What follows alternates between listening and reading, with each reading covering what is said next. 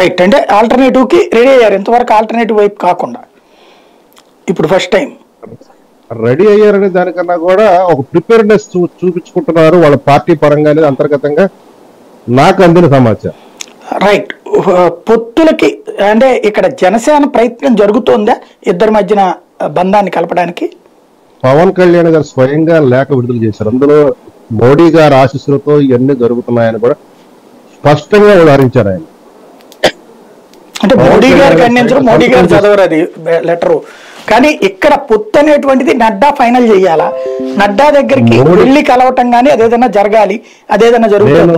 నేను మీ అభిప్రాయంతో విభేదిస్తున్నాను. మోడీ మా పవన్ కళ్యాణ్ గారు ఒక అంశాన్ని కనుక రాతపూర్వకంగా తన సంతకంతో కూడిన లేఖలు రిలీజ్ చేశారు అంటే ఖచ్చితంగా అక్కడ వారి యొక్క సహకారం, వాళ్ళ యొక్క సంపూర్ణ అంగీకారం లేకుండా ఈయన పెట్టారు.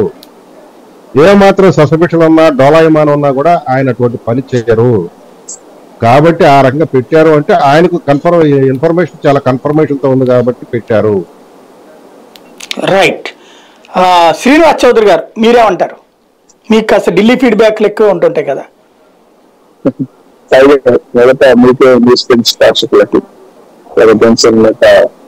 ప్రసాద్ గారికి, గారికి, బీజేపీ నేత శాంతి గారికి, మా తప్ప తెలియజేసిన నమస్కారాలు. అడ్వాన్స్ సంక్రాంతి బాగా.